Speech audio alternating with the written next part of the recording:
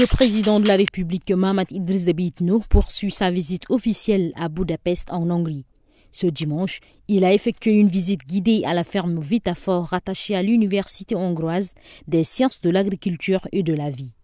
Cette ferme se spécialise dans la production laitière et l'alimentation du bétail, située à Daba, à 40 km au sud de Budapest. Elle élève et nourrit 1000 vaches laitières, produisant entre 35 000 et 40 000 litres de lait bio par jour. Le chef de l'État Mahamat Idriss Déby Itno, engagé dans la modernisation du secteur de l'élevage au Tchad, s'inspire de l'exemple hongrois qui a réussi dans ce domaine grâce au transfert de compétences. Ce complexe est également présent dans 24 pays d'Asie et d'Amérique latine. Un conflit meurtrier oppose les agriculteurs et éleveurs à Kemgaga, dans la sous-préfecture de Murumgulai, département de Tar al-Nas, province du Mandoul. On dénombre plusieurs morts et blessés. Tout a commencé dans une place mortière où les éleveurs étaient venus tirer sur l'assistance, occasionnant 2 morts.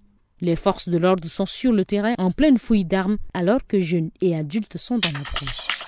La ville de Massaguet, située dans la province de Hadjar Lamis, est inondée.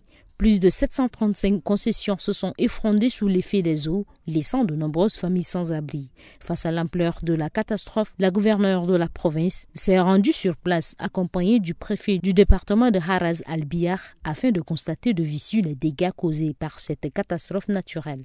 Lors de la visite, la gouverneure a pu échanger avec les habitants sinistrés et évaluer les besoins d'urgence.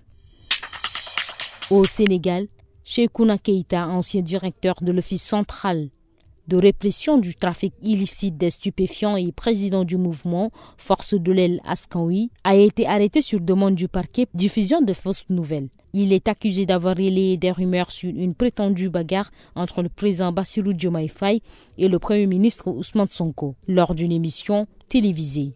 Cette arrestation suscite des préoccupations, notamment de la part d'Amnesty Sénégal, qui appelle à une réforme des lois sur la liberté d'expression.